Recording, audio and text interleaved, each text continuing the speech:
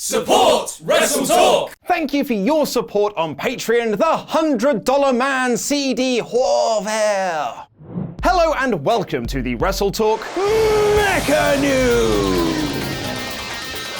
I am Luke Owen. We've got a packed show of news for you today, including the original SmackDown Live plans, a WWE agent quitting the company, and potential backstage heat on a WWE star. Click the timestamps down below to jump to any of those news stories, and have yourself a super click party. Super click!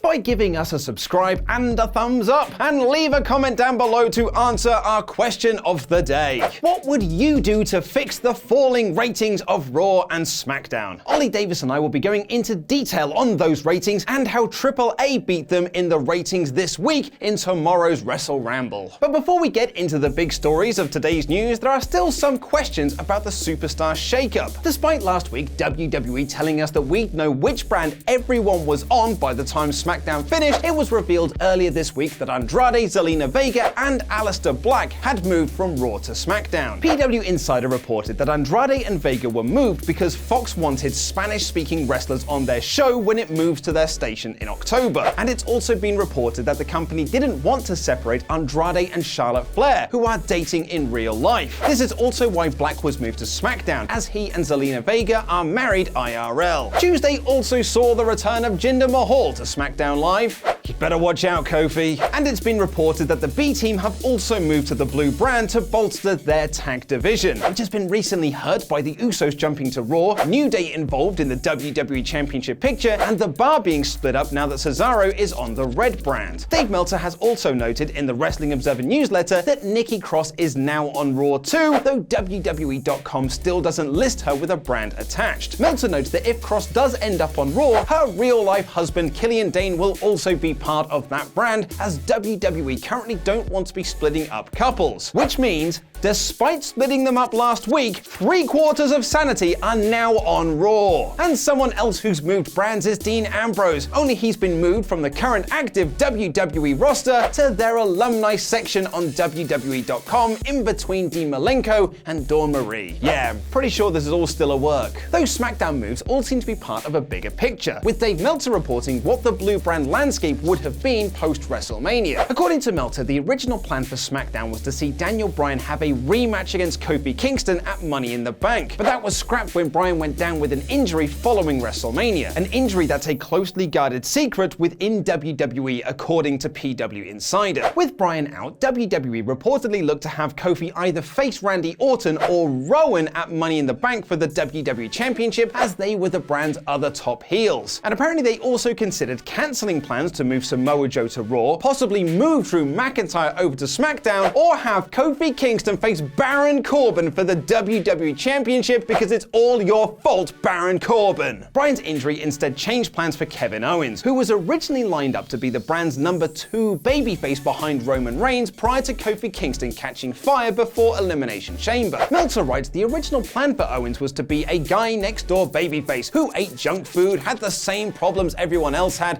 kids, but could kick ass, and was given the ultimate modern WWE babyface finisher, the Stone Cold Stunner. Meltzer adds that Big E's injury also had to change these plans, which ended up with Owens turning heel, which was decided a few days after WrestleMania. But those aren't the only plans WWE changed this week.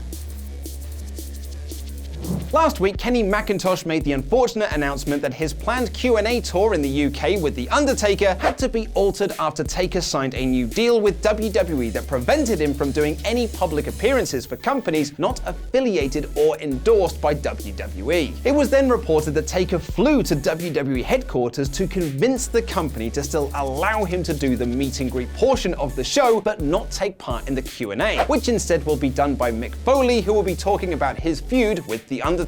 This all stems from Undertaker being announced for StarCast 2, which takes place in the run-up to All Elite Wrestling's inaugural show Double or Nothing. While not an AEW event, it was reported that Vince McMahon felt they were affiliated enough that he didn't want Undertaker on the show, with Dave Meltzer first reporting after it was announced that Vince McMahon took the news very poorly and was doing everything he could to get Undertaker pulled from the show. Foley himself confirmed in a statement that the decision for Taker not to do the Q&A was entirely one made by WWE. It's been reported that Undertaker felt he was done with WWE following Super Showdown and Crown Jewel last year, but his announcement for StarCast 2 made Vince try everything he could to get Taker pulled from the show and back in a WWE ring for their next Saudi Arabia show, which will likely take place in June. And it looks like he was successful, as StarCast announced this week that both Undertaker and Kurt Angle have been pulled from the event, with Angle reportedly signing the same deal Undertaker has. StarCast promoter Conrad Thompson told Sports Illustrated, "I had an agreement in place with the talent. Without exception, I dealt directly with the talent or their management. They set their terms and I complied. First-class travel accommodations were made and marketing was done. Now, thanks to the influence of WWE, the performers are missing out on substantial income and the fans are being punished." Thompson adds that a friend of his within the company spoke to Vince McMahon, gee, I wonder who that friend might be, and Conrad was told that there was no heat on him or StarCast, but the feeling in the company is that Undertaker shouldn't be doing these sorts of appearances, and was told that they would offer replacements for both Kurt Angle and The Undertaker from the WWE roster. So like a total badass, and in a completely ballsy move, Conrad asked for the replacements to be Triple H, Stephanie McMahon, and Vince McMahon, adding that he would donate 100% of the proceeds to Connor's Cure, a charity set up by Triple H and Stephanie, and he would match the donation himself. This, of course, is very unlikely to happen, but it does mean that Conrad Thompson has set up charity owners to turn down donations to their own charity. And while WWE said they would provide StarCast with a replacement, it's being reported that it won't be anyone from the current active roster. Conrad then told Sports Illustrated that based on this, he asked to keep Angle booked and have Shawn Michaels replace Undertaker so they could do a screening of his WrestleMania 10 ladder match against Scott Hall, because Scott Hall is also booked on the show and they could provide live commentary for fans. However, according to Thompson, he's been checking in daily with WWE for over a week and he's heard nothing back from them. Perhaps they're too busy pursuing their next signing for NXT. In a rather shocking piece of news, it's been reported by Dave Meltzer in the Wrestling Observer newsletter that WWE recently reached out to Joey Ryan to offer him a position in NXT. While it is surprising that WWE would want to sign a man who was recently offering fans a chance to have their photo taken next to his penis and pay for the privilege, it shouldn't be too surprising, since Ryan is the only guy featured on Being the Elite who isn't officially signed with All Elite Wrestling. Meltzer writes that WWE contacted Ryan earlier this week to offer him a spot wrestling on NXT for a few years before moving into a trainer role at the Orlando Performance Center. However, in order to do this, Ryan would have to take a massive pay cut from what he currently earns on the independent scene. Meltzer writes, the way it was explained to us was that he would have absolutely taken the offer if he was 29 years old, but at 39, taking a pay cut to start with WWE or anyone offering less than what he's already making is probably something he's not going to do. And as we've seen in the Young Bucks in the past, turning down WWE can get you some heat in the company. Speaking of heat,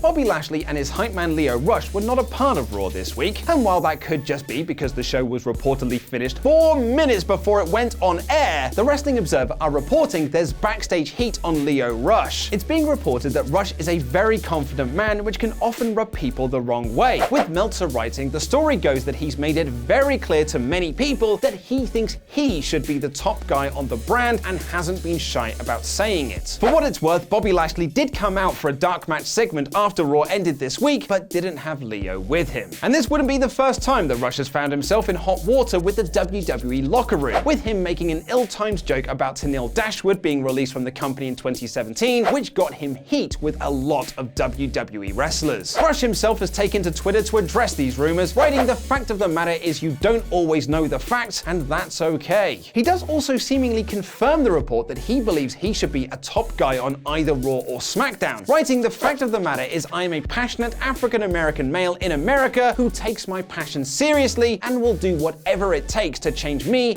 and my family's situation." Lio Rush to AEW confirmed. Someone who also might have some heat on him is Dean Malenko, with Justin Barrasso of Sports Illustrated reporting that the long-serving agent has quit WWE. Barrasso doesn't give any reasons for why Malenko has left the company, only noting that he's been an agent for WWE for the last 8 years booking tag matches, suggesting that he could be a good fit for for All Elite Wrestling. Dean Malenko to AEW also confirmed. This also ties into a PW Insider report from last month after it was announced that Arn Anderson had been fired from his role as an agent, with Mike Johnson writing that WWE was shaking up their backstage employees, bringing in the likes of Abyss and Sonjay Dutt from Impact Wrestling, as well as Gregory Helms. Someone we do know who wants to quit the company, however, is Luke Harper, who publicly requested his release from WWE last week. Harper has been very outspoken about his frustrations with WWE for the last month or so, posting on Twitter his unhappiness about only working Access over WrestleMania weekend and how SmackDown writers didn't even know he was cleared to wrestle. Harper joins a list of WWE wrestlers who have asked for their release in 2019, including Tye Dillinger, Kenta, Dean Ambrose, Dustin Runnels, The Revival, The Kanellisai, and more recently Sasha Banks. And while WWE granted the releases of Dillinger, Kenta, and Runnels, Harper falls into the category of wrestlers who WWE think could sign for the competition and be beneficial to them. Hence why The Revival, Micah Maria, and Sasha Banks were all denied their releases. It's now being reported that Luke Harper has been told to sit out the rest of his contract, which was set to end in November. However, because he spent 6 months of last year on the injured shelf, WWE have reportedly added those 6 months onto his contract, meaning he can't go anywhere until at least after WrestleMania next year. And if WWE don't use him in that time, they could just keep adding that time onto his contract the same way they did to Pac when he tried to leave in 2017. Sadly, this is the same news for Sasha Banks, with Meltzer reporting the attitude right now from the company side is that she can go sit out the rest of her contract if she wants to. The bad part of that is if she doesn't wrestle and tries to sit out, they can freeze the contract as well. Meltzer theorizes this is WWE's way to dissuade people from going public and saying they're unhappy. And the opposite of unhappy is happy. And you could be happy by seeing Wrestle Talk live! We are now less than 2 weeks away from our next live show at the Prince Charles Cinema, where Wrestle Talk screens classic comedy Ready to Rumble. And if you've not seen Ready to Rumble before, perhaps this clip will make you want to come and see the movie with us.